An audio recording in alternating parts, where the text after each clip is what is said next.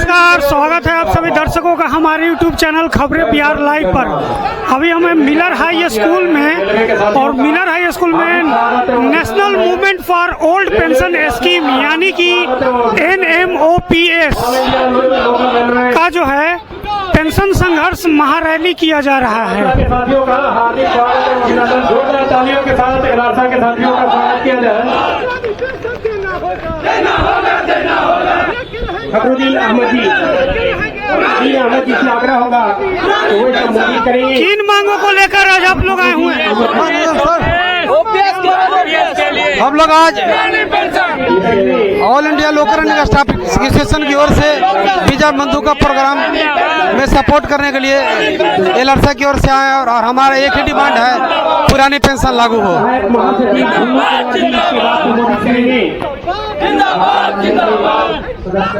क्या मांग है जी?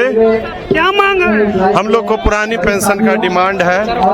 सरकार को बार बार इस चीज के लिए कहा जा रहा है कि आप वो चीज ना करें, है ना, जो कि हम लोग के लिए ये हो। जैसे सरकार खुद अपना पुरानी पेंशन ले रही है और हम लोग के लिए NPS लागू किया गया है, UPS लाया गया है, जो कि हम लोग के हित में नहीं है। हमारी मांग है सरकार से कि जल्द से जल्द OPS हुबहू पुरानी पेंशन बहाल की।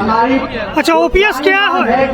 OPS ओल्ड पेंशन स्कीम है जिसमें कि हमारे बुढ़ापे का वो बहुत बड़ा सहारा है। आज हम नौकरी कर रहे हैं, कल हम बुढ़ापे की स्थिति में जब हम NPS में रहेंगे तो हमारे द्वारा सरकार के द्वारा हमें कुछ नहीं दी जाएगी और हम कैसे जिएंगे ये सोचना मुश्किल हो जाएगा। इसलिए जैसे नेताओं को आज मिल रहा है ओल्ड पेंशन, उसी तरीके से हम लोगों को भी जितने कर्मचारी हैं न्यू पेंशन स्कीम में उन्हें ओल्ड पेंशन स्कीम दिया जाए। इसी के लिए आज ये संघर्ष रैली है।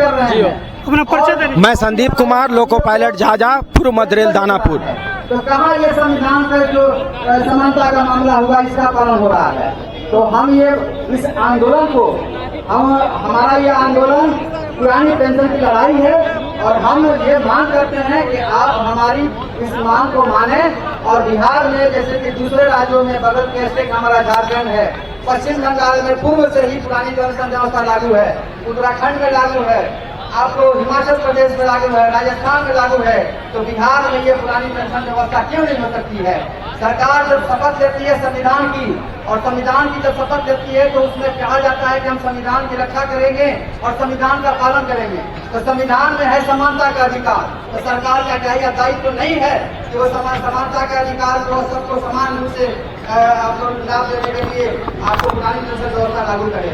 हमारा ये मंच आपसे मांग करता है कि बिहार के तमाम कर्मचारियों, शिक्षकों और हमारे इम्प्लॉइज को पुरानी पेंशन व्यवस्था लागू करे, अन्यथा यह हमारा आंदोलन जो आज पटना की धरती पर हो रहा है इस ऐतिहासिक आपके मिलर हाई स्कूल के ग्राउंड में, ये आंदोलन आपको हम आंदोलन के माध्यम से करते हैं। सर, ये पेंशन संघर्ष महारैली का आयोजन क्यों? जी, पेंशन संघर्ष रैली का आयोजन है कि देखिए कि सरकार लगातार श्रमिकों पर नए नए तरीके अपना करके और हथकंडे कर रही है और ये सारा जो हथकंडा है वो पूंजी की चोरी है। जो पूरी पूंजी है, जो श्रम से जो उपजी हुई पूंजी है, उस पूंजी पर माफियाओं का, बड़े पूंजीपतियों का, कारपोरेट घरानों का कैसे कब्जा हो जाए, इस दिशा में पूरी दुनिया की सरकारें, जितना भी पूंजीवादी सरकारें हैं पूरी दुनिया में, इन्होंने एक गठजोड़ बना लिया है और जितना भी श्रमिक वर्ग है वो चाहे किसी भी देश का हो, उसको निचोड़ लेने के लिए, उसको तबाह कर देने के लिए सरकार नए नए तरीके अपनाती है। आपने सुना होगा कि जब RBI के गवर्नर थे रघुराम राजन, उन्होंने क्यों इस्तीफा दिया? उनका जो अंतिम लास्ट वर्ड था प्रेस को कि हम ये नहीं चाहते कि बैंकों का खून निचोड़ लिया जाए। सब चीज तो निचोड़ लिया गया, बैंकों का खून नहीं निचोड़ा जाए और उन्होंने इसलिए इसका रिजाइन कर दिया। आज वही खून निचोड़ा जा रहा है श्रमिक वर्ग का, चाहे वो कर्मचारी हो, चाहे मजदूर हो, चाहे ठेका पर काम करने वाला हो, तमाम तरह के लोगों के जो श्रम से पैदा हुई पूंजी है उसको निचोड़ रही है। और इसी रूप में हमारा पेंशन है। सरकार कह रही है कि भाई हमारा 3.5%, 4%, 4.25% GDP का खर्च हो रहा है पेंशन पर, और ये देश पर बोझ है। अजीब सरकार है, सरकार देश पर बोझ है, पेंशन बोझ नहीं है, सरकार देश पर बोझ है। इसलिए बोझ है कि आपको पेंशन तो बोझ नजर आता है, लेकिन जो कॉरपोरेट घरानों का 10 लाख 12 लाख 15 लाख करोड़ जब आप माफ करते हैं तो वो आपको बोझ नजर नहीं आता है। जब आप 71,000 करोड़ रुपया बिहार जैसे गरीब राज्य में 71,000 करोड़ रुपया लूट लेते हैं तब आपको ये बोझ नजर नहीं आता है। तो इसलिए कोई पैसे की बात नहीं है कि पैसा की कमी है, पैसा नहीं मिल रहा है। सवाल ये है कि सरकार को बजट बढ़ रहा है, बचत बढ़ रहा है, पैसे जा कहाँ रहे हैं? वो पैसे तिजोरियों में बंद हो रहे हैं, बड़े नेताओं, माफियाओं, कारपोरेटों के यहाँ जा रहा है। सवाल ये है कि वो मेरा कमाया हुआ पैसा है, हम उसको लेना चाहते हैं। सर क्या मुख्य मांगे हैं आप लोग? मुख्य मांगे हैं कि ओल्ड पेंशन स्कीम जो हमारा है वो ओल्ड पेंशन स्कीम जो 2005 के पहले जितना भी था, सभी जो कर्मचारी बहाल हो रहे हैं 2005 के बाद 2005 से, उस सबका ओपीएस आप लागू कीजिए। किसी में कोई इफ बट, हाँ, यूपीएस और टीपीएस और डीपीएस ये सब नहीं चलेगा, सीधा ओपीएस आपको देना होगा। और हम लोगों ने आह्वान किया है एआईसीसीटीयू की ओर से, एआईसीसीटीयू की ओर से हमने आह्वान किया है कि सभी कर्मचारियों से अपील किया है कि राजनीतिक पार्टियों पर दबाव बनाएं। जिस भी राज्य में सरकार हो, चुनाव हो, वहां राजनीतिक दलों पर दबाव बनाया जाए कि आप अपने चुनावी घोषणा पत्र में ओपीएस को प्रमुखता से शामिल कीजिए कि आपकी सरकार बनेगी, कोई भी गठबंधन की सरकार बनेगी, उसमें ओपीएस का प्रमुख एजेंडा रहना चाहिए। आपका परिचय? रणविजय कुमार, राष्ट्रीय सचिव एआईसीसीटीयू एक्ट 2। धन्यवाद।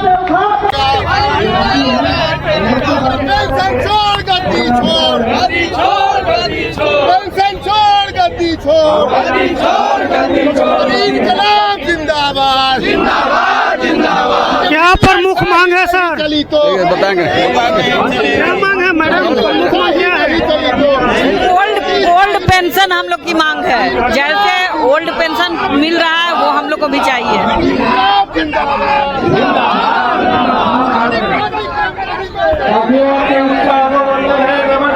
लेकिन खड़े नहीं रहे, कुर्सियां खाली पड़ेगी, आप लोग कुर्सियों पे बैठ रहे। साथियों खड़ा नहीं जाना है, एक के बाद खड़ा नहीं जाना है साथियों। अब आगे हमारे बीच, बल्कि मैं शोषित योगी हूँ जो पुरानी पेंशन नहीं पाते हैं। आप सोच सकते हैं, आज योगी आदित्यनाथ जी एक संता है, जब उनको भी पुरानी पेंशन की जरूरत है तो हम तो परिवार वाले हैं, हम तो गृहस्थ वाले हैं, हमें भी पुरानी पेंशन चाहिए।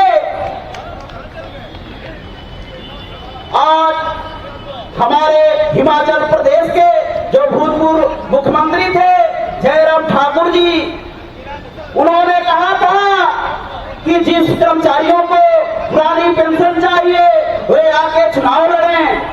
लेकिन मैं इस मंच के माध्यम से आप लोगों को बताना चाहता हूं कि अगर 2029 तक हमारी सरकारें पूरे देश में पुरानी पेंशन नहीं लागू करती है तो ही कर्मचारी सदन में जाके अपनी लड़ाई स्वयं लड़ने का कार्य करेंगे। इसमें किसी कोई संदेह नहीं होनी चाहिए। साथियों, समय का भाव है, इसलिए मैं कहना चाहूंगा, हमें मिली है quote आजाद हिंद को हम होने नहीं देंगे बर्बाद हिंद को। बहाकर गोली की धारों में खून की धारा सर भेंट में समर्पित कर देंगे फवाद हिंद को। जय भारत, जय श्री राम, जय संविधान, जय ओपीएस। बहुत बहुत धन्यवाद।